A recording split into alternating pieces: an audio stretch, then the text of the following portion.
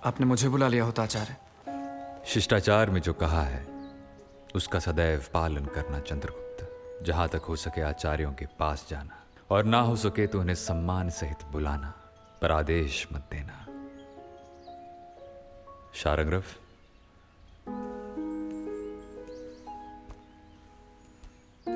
आज से तुम इसका अभ्यास करोगे और अपने कर्तव्यों का निर्वाह करोगे। इसमें शार्ंगरव और निपुणक तुम्हारी सहायता करेंगे। मैंने ऋषि परंपरा और अपने आचार्यों से जो भी सीखा है वो इसमें लिखा है। मैं नीति शास्त्र की महान परंपरा का एक साधारण उत्तराधिकारी हूं। मैं चाहता हूं कि तुम इस धरोहर के महान उत्तराधिकारी बनो।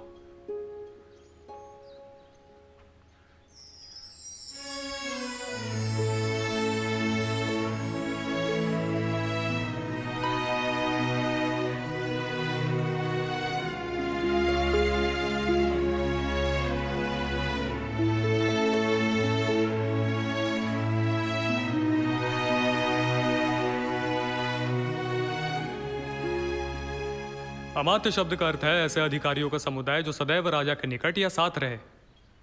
आचार्य भारद्वाज का मत है कि राजा अपने सहपाठियों को अमात्य पद पर नियुक्त करे, क्योंकि राजा मित्रों के हृदय की पवित्रता से परिचित होता है, वो उनके सामर्थ्य को भी जानता है।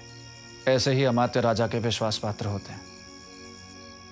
आचार्य विशालाक्ष का कहना है कि ऐसा उचित नहीं है। एक साथ खेलने उठने बैठने के कारण सहपाठी अमात्य राजा का तिरस्कार कर सकते हैं। इसलिए अमात्य उनको बनाना चाहिए जो गुप्त कार्यों में राजा का साथ देते रहें। समानशील और समान व्यसन के कारण ऐसे अमात्य गुप्त बातों का भेद खुल जाने के भय से राजा का अपमान नहीं करते। आचार्य पाराशर के मत से आचार्य विशालाक्ष की उक्तियां दोषपूर्ण है। ऐसा करने से यह भी संभव है कि गुप्त बातों का भेद खुल जाने के भय से राजा ही अमात्यों के हाथ की कठपुतली बन जाए, क्योंकि राजा जितनी ही अपनी गुप्त बातें प्रकट करता है उतना ही शक्तिहीन होकर अमात्यों के वश में हो जाता है। इसलिए अमात्य उनको नियुक्त करना चाहिए जो राजा की प्राणघातक आपत्तियों से रक्षा करे।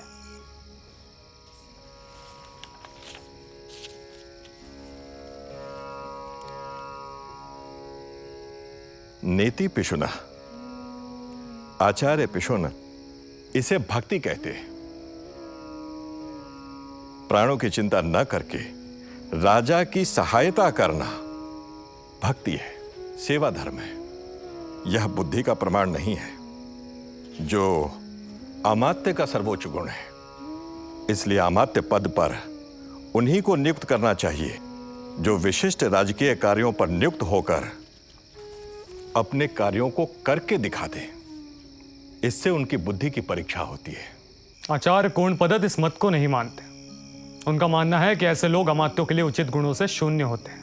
अमात्य पद जिनको वंश परंपरा से उपलब्ध रहा हो उन्हें ही इस पद पर नियुक्त करना चाहिए। वे सभी रीति नीति से परिचित होते हैं। अपना अपकार होने पर भी वे पीढ़ियों से संबंध होने के कारण राजा को नहीं छोड़ते।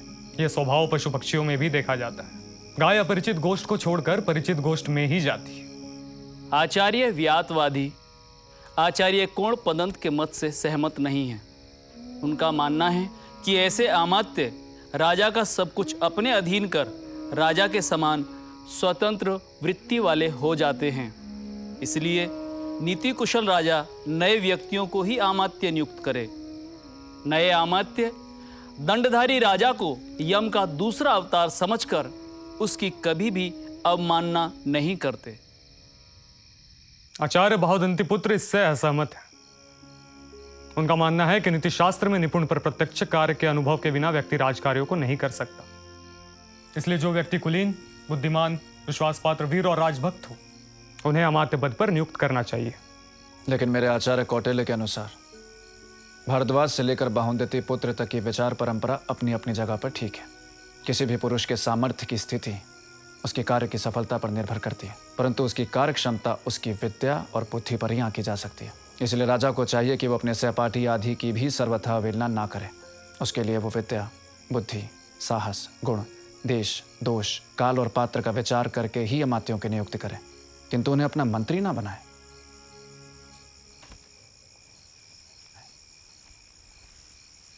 मैं आचार्य को सूचित कर दूंगा कि सम्राट ने स्वाध्याय करना प्रारंभ कर दिया और उनकी स्मरण शक्ति अद्भुत है। आचार्य की अनुमति मिलते ही हम मंत्री और पुरोहित नियुक्ति और गुप्त उपायों द्वारा अमात्यों के आचरण की परीक्षा का अभ्यास करेंगे। शरंग्रव,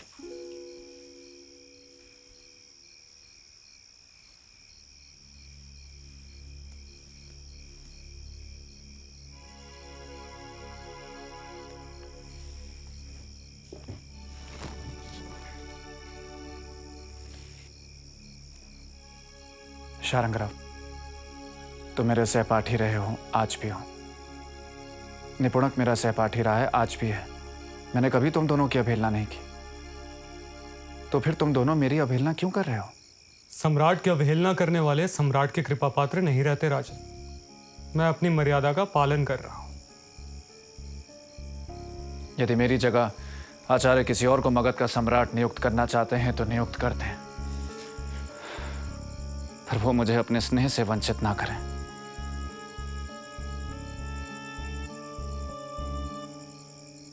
नहीं चाहिए मुझे मगध का साम्राज्य, यदि यही मेरे स्वजनों की मर्यादा है। आपको आचार्य पर संदेह क्यों हो रहा है? इसलिए कि मगध विजय के लिए मेरे साथ आए सहायक राजाओं को उनकी सहायता के बदले में मैंने धन देने का वचन दिया था।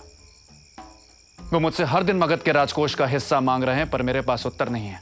पर्वतक को आधा राज्य देने का वचन दिया था, वे मुझसे आधा राज्य मांग रहे हैं, पर आचार्य इस पर मौन है। अब उनकी दृष्टि 80 करोड़ की संपत्ति पर है। मैं परतंत्र हूं, पर वे स्वतंत्र हैं। आचार्य ने पर्वतक, उनके पुत्र मलय केतु और दूसरे राजाओं की गतिविधि पर कोई रोक नहीं लगाई, और मैं राजप्रसाद में बंदी हूं। ऐसा क्यों शारंगराव? मेरे पास पाटलिपुत्र की कोई सूचना नहीं आती और दूसरे राजाओं के पास मेरी सूचना तक है। ऐसा क्यों शारंगराव? आचार्य ने जो मुझे नहीं बताया वो मुझे पर्वतक ने बताया। क्या बताया पर्वतक ने? यही कि पाटलिपुत्र में कुछ लोग मेरा विरोध कर रहे हैं और आचार्य इस पर मौन है। आचार्य जब उचित समझेंगे अपना मौन तोड़ेंगे। एक ही बात को बार बार दोहराना वाणी का दोष और दुरुपयोग है। फिर भी आपको विश्वास दिलाने के लिए कहता हूं, आचार्य वही निर्णय लेंगे जो राष्ट्र के हित में है।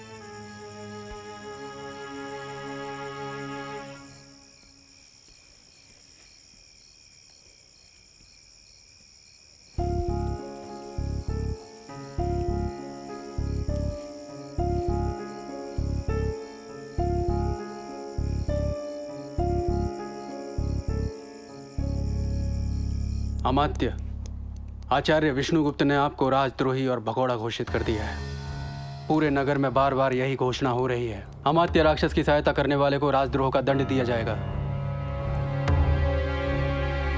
शकटदास बंदी बना लिए गए हैं। और चंदन दास? उनसे पूछताछ हो रही है। उन्हें पाटलिपुत्र से बाहर जाने से मना कर दिया है। उनकी नौकाओं को कब्जे में ले लिया है। पर्णशालाओं पर पहरा बैठा दिया गया है। हर वस्तु पर शासन की मोहर लगा दी गई है।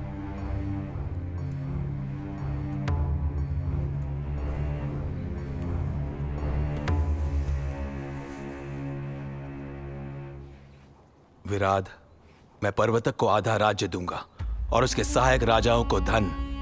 चंद्रगुप्त की हत्या की सूचना लेकर स्वयं पर्वतक आए या उनका पुत्र मलयकेतु आए, उसी क्षण से मगध का आधा राज्य उनका। दैव विपरीत नहीं हुआ तो आज की रात चंद्रगुप्त की आखिरी रात होगी। क्या चंद्रगुप्त पर विष प्रयोग के लिए? विष देने वाली स्त्री प्रासाद में पहुंच गई है। विराट, किसी भी तरह हमें शकटदास को कारागार से निकालना है और चंदनदास को नगर से, धन से, छल से, भेद से, किसी भी तरह।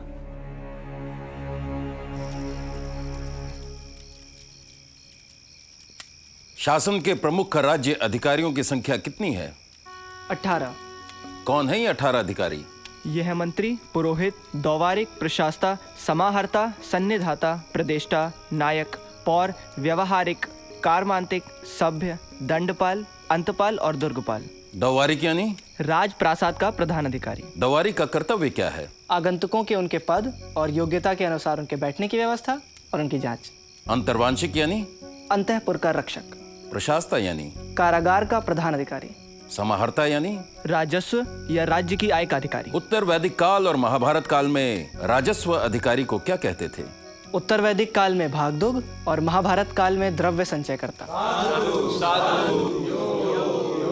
सन्निधाता यानी? राजकोष का अधिकारी या कोषाध्यक्ष। सन्निधाता के कर्तव्य? कोषगृह, पर्ण्यगृह, भांडारगृह, अन्नागार, शास्त्रागार और कारागार का निर्माण, साथ ही न्यायालय और सचिवालय का निर्माण। सन्निधाता और समाहर्ता में क्या अंतर है? समाहर्ता राजस्व एकत्र करता है और सन्निधाता उसे सुरक्षित रखता है।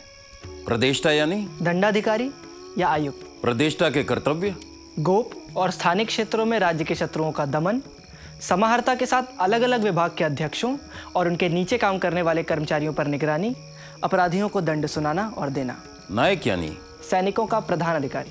क्या सेनापति और नायक एक हैं? नहीं, सेनापति नायक से बड़ा होता है। नायक सेना के आगे रहता है और सेनापति पीछे। सेनापति मंत्री परिषद का सदस्य होता है, नायक नहीं। सैनिक छावनियां नायक बनवाता है, सेनापति नहीं। 18 तीर्थों और राज्य अधिकारियों की सूची में सेनापति का नाम पहले आता है। युवराज के साथ सेनापति रहता है, नायक नहीं। सैनिकों को पुरस्कार का वचन देकर प्रोत्साहन सेनापति देता है, नायक नहीं। सेनापति का वेतन भी नायक से अधिक होता है।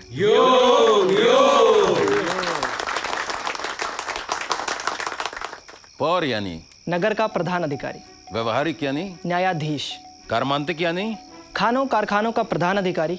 महाभारत में यह कार्य निर्माण कृत कहा गया है। सभ्य यानी? मंत्री परिषद का अध्यक्ष। दंडपाल यानी? सेना के निर्वाह का कार्य करने वाला प्रमुख अधिकारी। अंतपाल यानी? सीमा प्रांत का प्रधान अधिकारी। दुर्गपाल यानी? दुर्गों का प्रधान अधिकारी। प्रधानमंत्री पद के लिए कौन उपयुक्त है? जिसने स्वदेश में जन्म लिया हो, कुलीन, अगुण शून्य, निपुण सवार, ललित कलाओं का ज्ञाता, अर्थशास्त्र का विद्वान, बुद्धिमान, स्मरण शक्ति से संपन्न, चतुर, वाक्पटु, प्रगल्भ, प्रतिवाद और प्रतिकार करने में समर्थ, उत्साही, प्रभावशाली, सहिष्णु, पवित्र, मित्रता के योग्य, दृढ़, स्वामी भक्त, सुशील, स्वस्थ, धैर्यवान, अभिमान रहित, स्थिर प्रकृति और द्वेष रहित पुरुष ही प्रधानमंत्री पद के योग्य है। जिसमें 1/4 या आधी योग्यताएं हो, उन्हें मध्यम या निकृष्ट मंत्री समझना चाहिए। पुरोहित किसे चुनना चाहिए? चरित्रवान, वेद वेदांगों को जानने वाला, दंड नीति में पारंगत, प्राकृतिक और मानवीय विपत्तियों से लड़ने का साहस रखने वाले को ही पुरोहित नियुक्त करना चाहिए। राजा और पुरोहित का कैसा संबंध होना चाहिए? जैसे आचार्य के पीछे शिष्य, पिता के पीछे पुत्र, स्वामी के पीछे सेवक चलते हैं, वैसे ही राजा को पुरोहित के पीछे चलना चाहिए। साधु साधु मंत्री परिषद में मंत्रियों की संख्या कितनी होनी चाहिए? मनु को मानने वाले विद्वानों के अनुसार मंत्री परिषद में 12 माते होने चाहिए। बृहस्पति को मानने वालों के अनुसार 16 मंत्री होने चाहिए और शुक्राचार्य को मानने वालों के अनुसार 20 मंत्री होने चाहिए। आचार्य कौटिल्य के अनुसार मंत्रियों की संख्या मंत्रियों के काम करने के सामर्थ्य के आधार पर तय करनी चाहिए। मंत्री परिषद में निर्णय किस आधार पर होना चाहिए? मंत्री परिषद में निर्णय मंत्रियों के बहुमत के आधार पर होना चाहिए। आचार्य, पर्वतक और उनके सहायक राजा नट नर्तक गणिकाओं को उत्सव के लिए आज शाम को बुलाना चाहते हैं।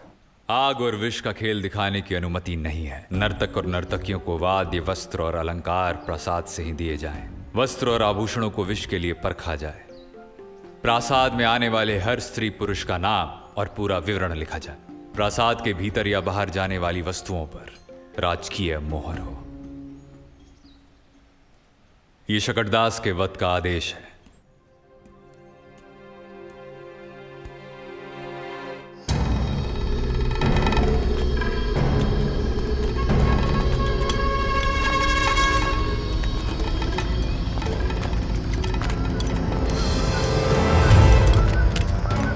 सावधान, हम किसी की हत्या नहीं चाहते। शकरदास को छोड़ दो, हम तुम्हें जीवित छोड़ देंगे ताकि तुम नगर जाकर अपने महामंत्री को यह सूचना दे सको कि अमात्य राक्षस अभी तक हारे नहीं है। आखिरी बार कह रहा हूं।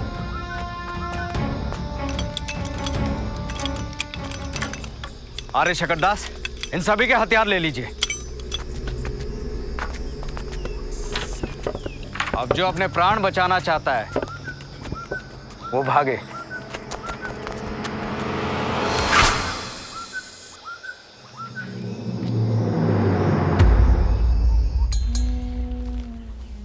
काप्टिक, उदास्थित, ग्रहपतिक, वैदेहक, तापस, सत्री, तीक्ष्ण, रसद और भिक्षुकी आदि अनेक प्रकार के गुप्तचर होते हैं।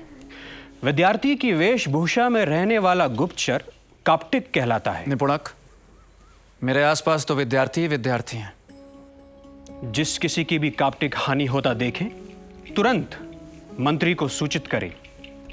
सन्यासी के वेश में रहने वाले गुप्तचर को उदास्थित कहते हैं। गरीब किसान के वेश में रहने वाले गुप्तचर को वैदेहक कहते हैं। जीविका के लिए सिर मुंडाए या जटा बढ़ाए गुप्तचर को तापस कहते हैं।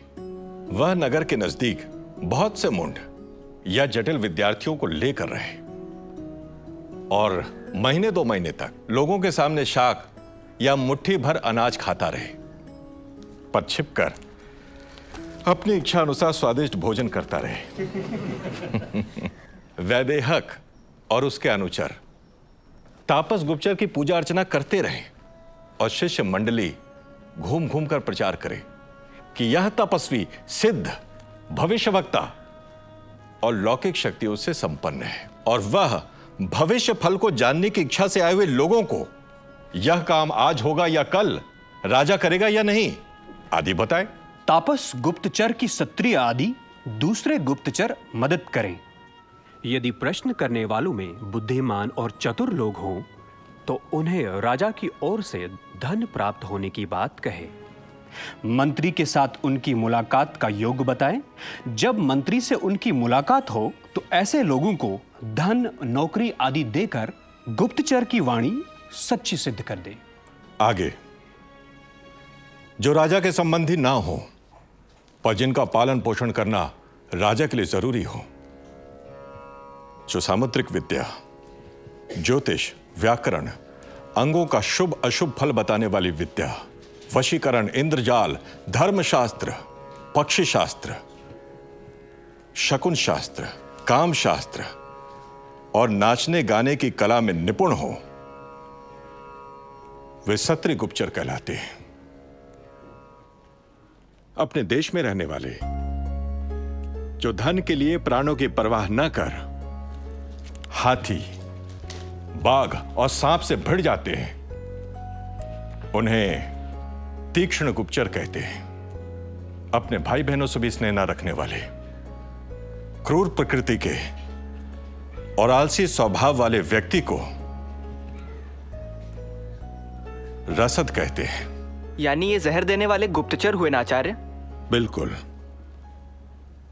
आगे, नौकरी चाहने वाली, गरीब, प्रौढ़, विधवा, दबंग ब्राह्मणी, रनिवास में सम्मानित प्रधान अमात्यों के घरों में प्रवेश पाने वाली, सन्यासी के वेश में काम करने वाली परिव्राजिका नाम की गुप्तचरी कहलाती है। इसी तरह मुंडा या बौद्ध भिक्षुणी और वृषली आदि स्त्री गुप्तचर होती हैं। राजा को चाहिए कि वह सत्रिय गुप्तचरों को मंत्री, पुरोहित, युवराज, द्वारिक, अंतर्वांशिक, प्रशास्ता, समाहर्ता, सन्निधाता, प्रतिष्ठा, पौर, व्यवहारिक, कार्मांतिक, मंत्री परिषद अध्यक्ष, दंडपाल, दुर्गपाल, अंतपाल, अटवीपाल के पास उनके कौशल, वाणी, कुलीनता के आधार पर उनकी भक्ति और सामर्थ्य की परीक्षा करके रखे।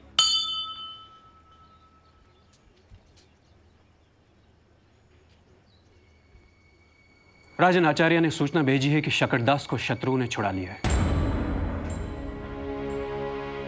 चंद्रगुप्त, इन दिनों प्रश्न ही मेरा आहार है। मैं भोजन में अन्न कम और प्रश्न ज्यादा ग्रहण करता हूं। पर जिस तरह असमय भोजन करने से कुपथ्य हो सकता है, उसी तरह असमय प्रश्न करने से मानसिक उद्वेग बढ़ सकता है। मेरा नहीं, तुम्हारा। इसलिए अपने शत्रुओं की चिंता तुम मुझ पर छोड़ दो और तुम अपनी आत्मरक्षा और पाटलिपुत्र के शासन के बारे में विचार करो। शकटदास वधिकों के हाथ से निकलकर यमराज के पास जाएगा या फिर मेरी क्रोध की अग्नि में स्वयं आहुति बनकर आ गिरेगा। निपुणक, सम्राट को उनके कक्ष में ले जाओ।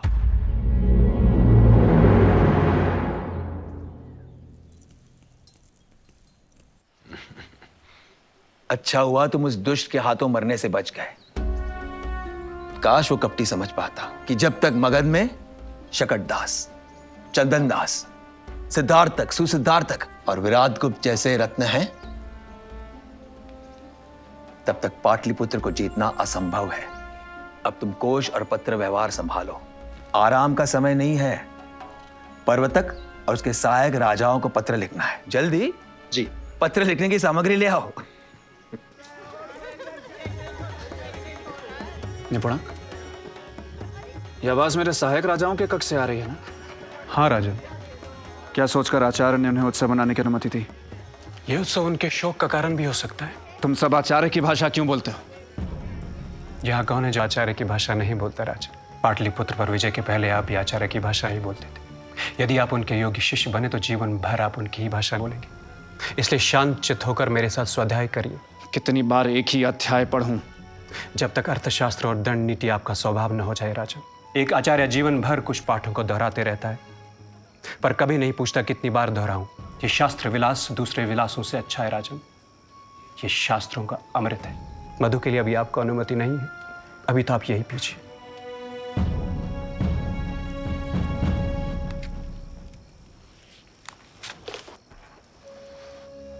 तीक्ष्ण नामक गुप्तचर छत्र, चामर, पंखा, पादुका आसन, पालकी और घोड़े आदि की देख रेख करता हुआ अमात्य की सेवा में रहे और उन पर नजर रखें। तीक्ष्ण से जो जानकारी मिले वे क्षत्रिय, स्थानिक, काप्टिक आदि गुप्तचरों को बता दे।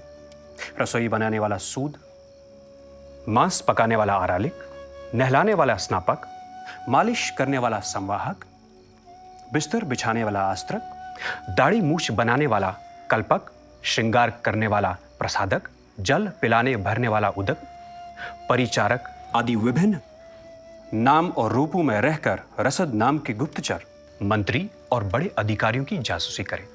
इसी प्रकार बौने, कुबड़े, किरात, गूंगे, बहरे, मूर्ख आदि के वेश में गुप्तचर, नट, गायक, नर्तक, कथा कहने वाले, कूद फांद कर खेल दिखाने वाले आदि के वेश में स्त्री गुप्तचर सब रहस्यों का पता लगाए। परिव्राज्य का गुप्तचर रसद गुप्तचर से मिली खबर काप्टिक आदि को पहुंचा दे। काप्टिक गुप्तचर संकेत लिपि द्वारा सूचना राजा तक पहुंचाए।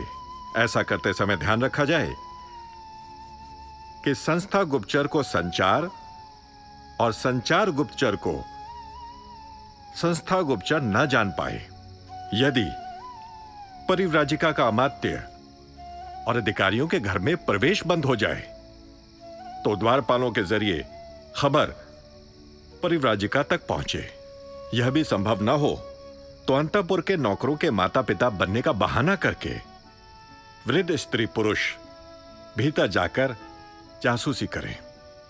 रानियों के बाल संवारने वाली, नाचने गाने वाली स्त्रियां या दासियों द्वारा या निजी संकेतों वाले गीतों, श्लोकों, प्रार्थनाओं या बाजों, बर्तनों, टोकरियों में गुप्त लेख रखकर अंतःपुर के समाचारों को बाहर लाया जाए।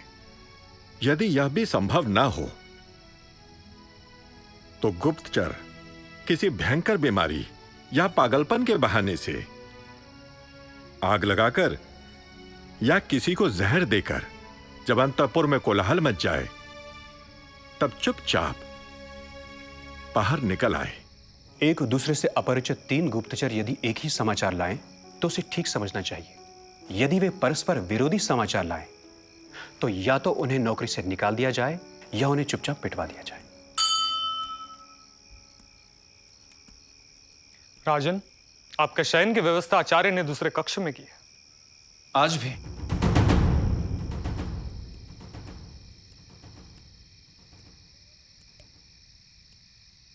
नींद नहीं आ रही अमात्य?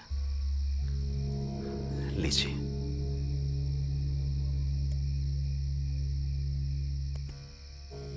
जब तक वो कुटिल और उसका शिष्य पाटलिपुत्र के भीतर है, नींद कैसे आएगी शकटदास? कल पाटलिपुत्र में भूचाल आएगा। आज रात चंद्रगुप्त की हत्या हुई तो भी और नहीं हुई तो भी। मैं नहीं जानता चंद्रगुप्त की हत्या ये मेरा पहला अपराध होगा या अंतिम। महान स्वप्न, महान निश्चय, महान प्रण क्या राज्यकर्ताओं को हत्यारा तक बना देते हैं? क्या मेरी और आचार्य विष्णुगुप्त की यही नियति है? युद्ध है तो हिंसा है, और जो अहिंसा चाहते हैं उन्हें भी हिंसा सहने के लिए तैयार रहना पड़ता है ना अमात्य। और वे अक्सर अहिंसा के नाम पर बड़ी कीमत चुकाते हैं। आप मगध के भविष्य के लिए युद्ध लड़ रहे हैं। आप योद्धा हैं, हत्यारे नहीं हैं। काश ये सच हो। अपने प्रति प्रजा और नगरवासियों का अनुराग द्वेष जानने के लिए वहां भी राजा गुप्तचरों की नियुक्ति करें। गुप्तचर अफवाहों पर भी ध्यान दें। जो लोग राजा से संतुष्ट हों उन्हें धन और सम्मान देकर और भी संतुष्ट करना चाहिए। जो लोग किसी कारण राजा से अप्रसन्न हों उन्हें धन और सम्मान देकर प्रसन्न करना चाहिए। फिर भी वे असंतुष्ट बने रहें तो उनके विरुद्ध दंड और कर संबंधी अधिकारों का प्रयोग कर राष्ट्र के साथ उनका द्वेष कराते हैं। यानी विरोधियों को अपराध और कर के मामले में फंसाया जाए।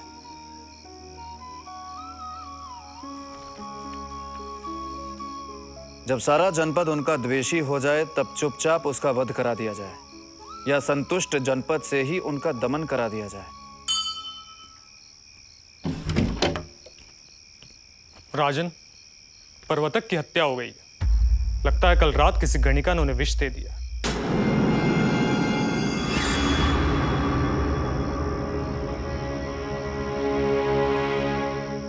यदि राजा पर्वतक को विष किसी स्त्री ने दिया तो उनका पुत्र मलय केतु और मेरे दूसरे सहायक राजा भाग क्यों गए?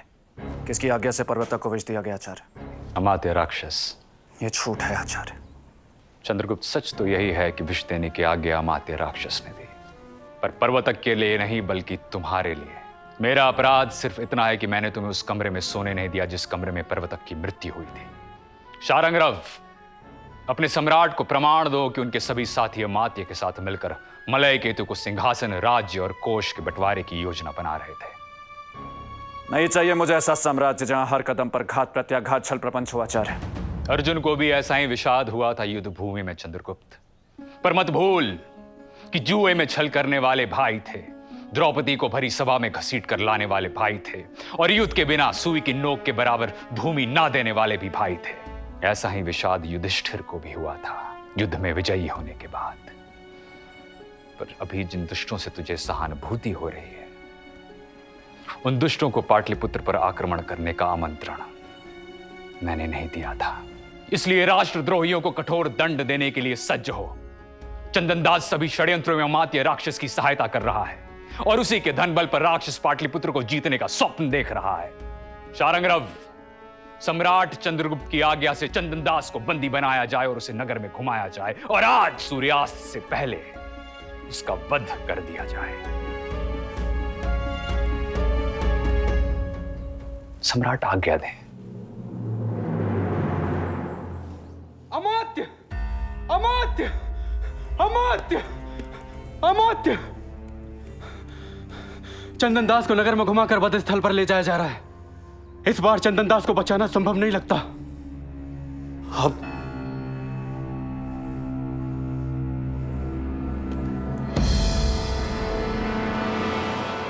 मगध के रत्नों को खोकर मगध विजय में क्या रखा है?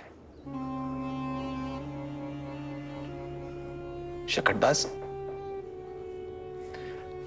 आचार्य विष्णुगुप्त मुझे पराजित देखना चाहते हैं। मुझे अब आत्मसमर्पण करना ही होगा।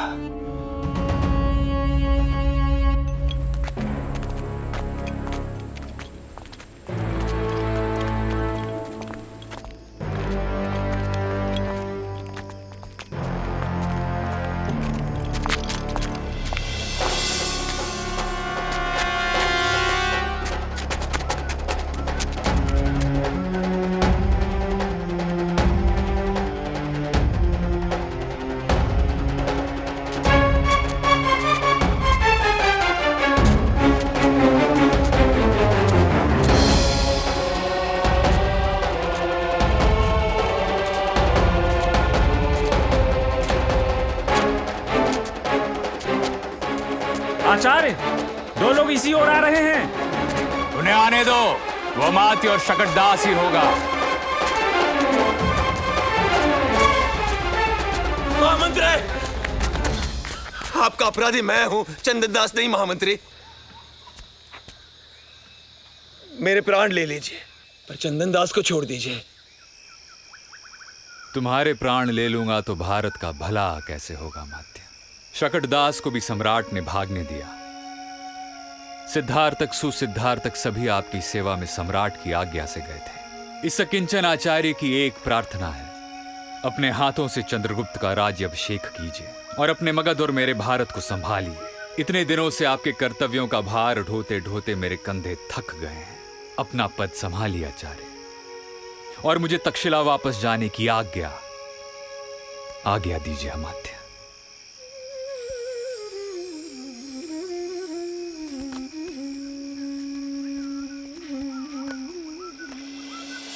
यानी आचार्य कौटिल्य का सारा प्रपंच अमात्य राक्षस को चंद्रगुप्त का महामात्य बनाने का था। नंद भक्त से राष्ट्र भक्त बनाने का, अपने सबसे बड़े विरोधी को सबसे बड़ा पद देने का साहस निष्कपट, निष्कलंक, अपरिग्रही आचार्य ही कर सकता है। यह होता है योग्यता का सम्मान। धननंद का क्या हुआ आचार्य? आचार्य, धननंद को वन में संसार के दुखों से मुक्ति मिल गई। ओम शांति शांति। अमात्य राक्षस के चंद्रगुप्त के महामंत्री बनते ही सारे शत्रु भाग गए। अमात्य ने चंद्रगुप्त का राज्याभिषेक और नंद पुत्री के साथ उसका विवाह करवाया। क्या पाटलिपुत्र में नहीं रह सकते आचार्य? मेरा काम राजनीति पढ़ाना है, राजनीति करना नहीं चंद्रगुप्त। और उसके लिए श्रेष्ठ व्यक्ति तुम्हें मिल चुका है। गुरुदक्षिणा में क्या दूं आचार्य? अन्न से बढ़कर कोई दूसरा धन नहीं, और भूख से बड़ा कोई दूसरा शत्रु नहीं। इसलिए तेरे खेतों में इतना अन्न हो कि तेरे राष्ट्र के खेतों में बिखरे हुए अन्न से किसी वानप्रस्थ, किसी अपरिग्रही का निर्वाह हो जाए। पर खेत में बिखरे अन्न का भाग कर के रूप में लेना ना भूलना। तेरे तालाब, तेरी नदियां जल से भरी रहें, साफ रहें, खेत प्यासे ना हो। यही मेरी गुरु दक्षिणा होगी। मेरी प्रसन्नता के लिए कुछ तो मांगे आचार्य। शारंगरव और निपुणक के जूते फट चुके हैं, उनके लिए जूते, छतरी और 2 वस्त्र दे दे। आपके लिए? मेरे पैरों में कांटे चुभने दे, तभी तो मैं उन्हें नष्ट करूंगा। मेरे लिए भिक्षा मांगकर ला सकेगा जूते?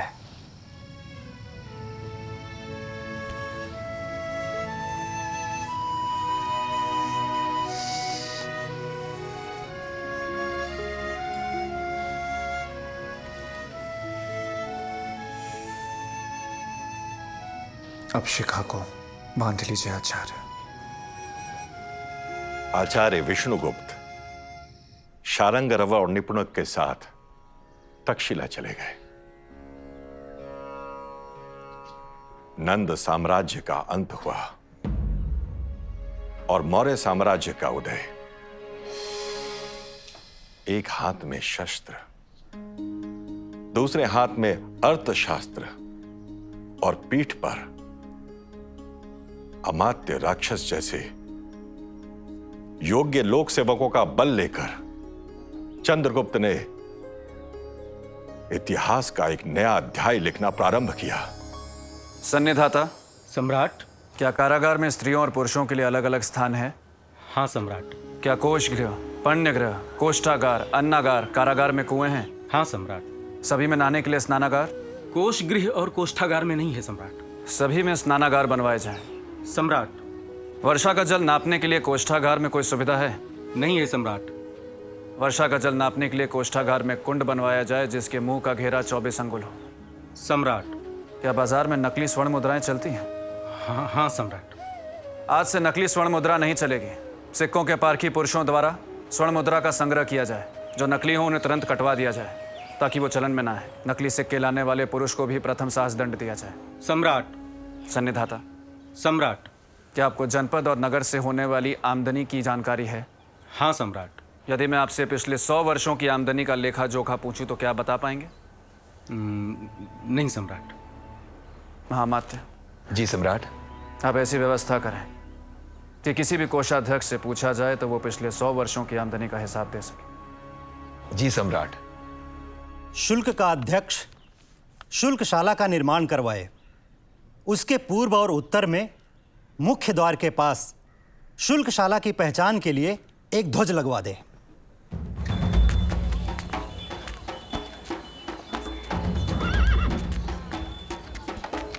माल को नगर के बाहर या भीतर ले जाने वाले हर व्यापारी का नाम, उनकी जाति, उनका निवास और माल का पूरा विवरण और कहां-कहां मुहर लगी है ये लिखा जाना सम्राट ने अनिवार्य कर दिया है।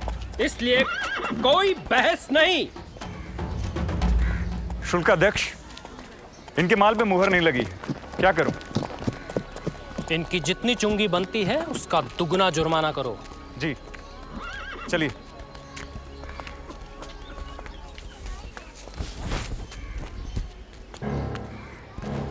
शुल्काध्यक्ष, माल पर नकली मोहर लगी है। चुंगी का 8 गुना जुर्माना। शुल्काध्यक्ष, माल पर मोहर लगाकर मिटा दी गई है। व्यापारी को 3 घड़ी ऐसी जगह पर बिठाओ कि आने जाने वाले सभी व्यापारी का अपराध जान सकें। शुल्कशाला की ध्वजा के नीचे एकत्र होकर व्यापारी लोग अपने माल का नाम, उसकी कीमत, उसका वजन आदि की बोली लगाएं। 3 बार बोली लगाने पर जो भी माल खरीद ले उसे माल दे देना चाहिए। यदि माल खरीदने वालों में होड़ लग जाए तो माल का मूल्य बढ़ाकर बोली लगाई जाए और तय आमदनी से अधिक मूल्य और उसकी चुंगी राजकोष में जमा की जाए। अधिक चुंगी देने के डर से जो व्यापारी अपने माल और उसके मूल्य को कम बताए, उसके कम बताए गए माल को राजा ले ले या व्यापारी से 8 गुना शुल्क वसूल किया जाए। शुल्काध्यक्ष, एक व्यापारी ने ऊपर ऊपर घटिया माल दिखाया पर नीचे बढ़िया माल छुपाया और मूल्य घटिया माल का बता रहा है। बढ़िया सामान की चुंगी का 8 गुना दंड दो। जी।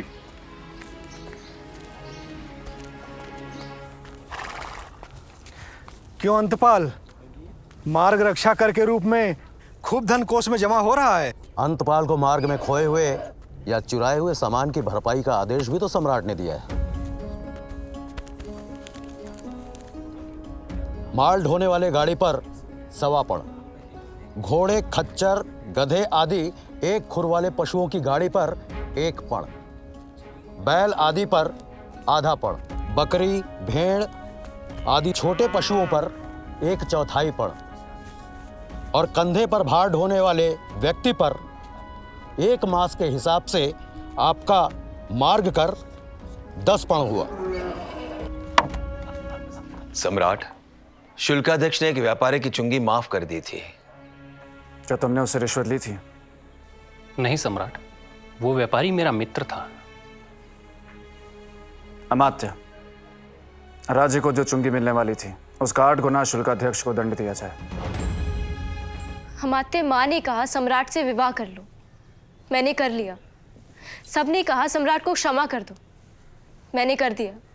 मैं जानती हूँ राजाओं के लिए विवाह भी एक राजनीति होती है, पर क्या प्रेम भी राजनीति होती है अमात्य? मैं तेरे पिता जैसा हूं दुर्धरा, सिर्फ एक ही बात कहूंगा, अतीत को नहीं, भविष्य को देख और अपने नए संसार की शुरुआत कर। शची बन और चंद्रगुप्त को इंद्र बना।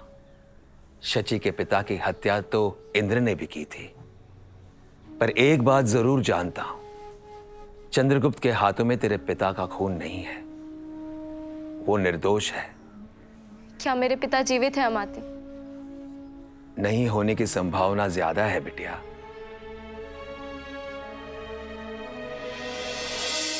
सम्राट किसी भी पल कार्यालय का निरीक्षण करने और कर का हिसाब देखने आ सकते हैं। सम्राट कोई सवाल करे तो भूल नहीं होनी चाहिए, इसलिए मैं जो पूछूं उसे ध्यान से सुनकर उसका उत्तर देना। जी आर्य। राज्य के बाहर से आने वाले माल पर कितना कर? मूल्य का 5वां हिस्सा आर्य। फूल, फल, साग, कंदमूल, बीज, सूखी मछली और मांस पर कितना कर? मूल्य का 6वां हिस्सा आर्य। मोटे और महीन रेशमी कपड़े, कीमखाब, सूती कवच, हड़ताल, हिंगुल, लोहा, गेरू, चंदन, अगर, पीपल, मादक बीजों से निकाला गया द्रव्य, सुरा, हाथी दांत, मृगचर्म, रेशमी धागे, बिछौना, ओढ़ना, अन्य रेशमी वस्त्र, भेड़ और बकरी की ऊन के बने कपड़ों पर कितना कर? मूल्य का 15वां हिस्सा आर्य। कर के प्रकार 3 महामात्य। कौन से? अपने राज्य में उत्पन्न वस्तुओं पर कर, राजधानी या नगर के भीतर उत्पन्न वस्तुओं पर कर, विदेश से आने वाली वस्तुओं पर कर। राज्य के बाहर से आने वाले माल पर कितना कर? मूल्य का 5वां हिस्सा महाअमात्य। मामूली सूती कपड़ों, चौपाइयों, दुपाइयों, सूत, कपास, दवाई, लकड़ी, बांस, छाल, बैल आदि पशुओं के चमड़े, मिट्टी के बर्तन, अनाज, तेल, खारा नमक, मद्य और पके हुए अन्न पर कितना कर लिया जाता है? मूल्य का 20वां भाग महामात्य। बताओ, चीजों को बेचने के बारे में क्या नियम है? जो वस्तुएं जिस भूमि पर पैदा हुई हो उसे वहां नहीं बेचना चाहिए। क्यों? ताकि बेचने वाले को हाट बाजार में उसका उचित मूल्य मिल सके और राज्य को कर मिले। सम्राट, फल फूल के ही बगीचों में फल फूल बेचने वालों को कितना दंड देना चाहिए? 54 पण सम्राट। खेतों में पैदा हुए शाक भाजी कंदमूल को खेतों में ही बेचने खरीदने वालों को कितना दंड? 52 पण सम्राट। अनाज के खेतों में ही अनाज खरीदने वालों को कितना दंड? 53 पण सम्राट। राजा के खेत में खरीदने बेचने वालों को कितना दंड? राजभूमि में खरीदने वाले को 1 और बेचने वाले को 1.5 पर दंड सम्राट। तौल और माप के अध्यक्ष को चाहिए कि वो हर चौथे महीने तुला, बाट, द्रोण आदि की जांच परख करें। जो व्यापारी तय समय पर जांच ना करवाए उसे 27.25 पण दंड देना चाहिए।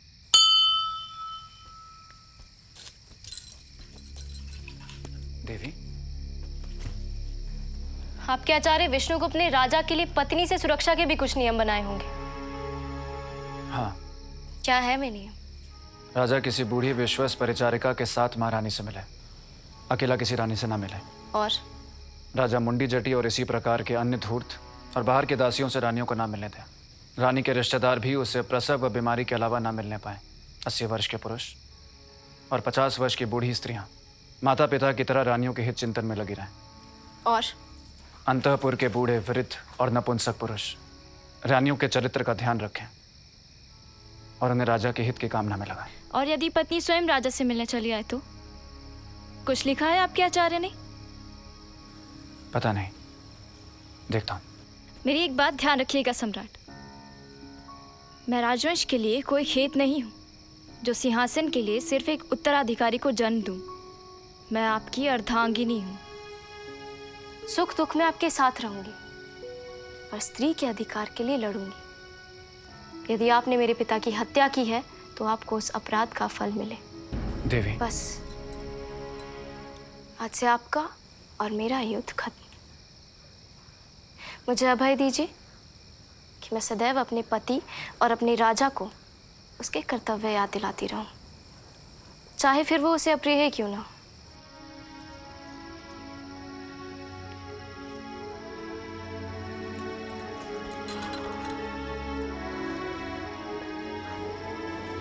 अभेद्य दुर्धर। मनु से लेकर कौटिल्य तक के ज्ञान प्रवाह का यह कोश है सम्राट। न इसके पहले इस जैसा कोई ग्रंथ लिखा गया और इसके बाद इस जैसा कोई ग्रंथ लिखा जाएगा, इसमें मुझे संदेह है। भारत के राजनीति के ऋषियों के चिंतन का सार है यह, और जब तक अर्थशास्त्र भारत के जीवन में रहेगा, या हर राजा, हर शासक, हर मंत्री, हर लोक सेवक को याद दिलाता रहेगा कि वह प्रजा के वेतन भोगी सेवक से बढ़कर कुछ नहीं है। जब तक यह ग्रंथ भारत की स्मृति में रहेगा, यह शासनकर्ताओं को स्मरण कराता रहेगा कि भारत एक राष्ट्र है, और इस महान राष्ट्र के एक शिक्षक में भी इतना सामर्थ्य है कि वह नंद वंश जैसे पर्वत को भी जड़ सहित उखाड़कर फेंक सकता है। इसलिए मैं उस आचार्य विष्णुगुप्त कौटिल्य और सभी महान आचार्यों को स्मरण कर अर्थशास्त्र की यह प्रति आपको समर्पित करता हूं। सभी शिक्षकों को प्रणाम।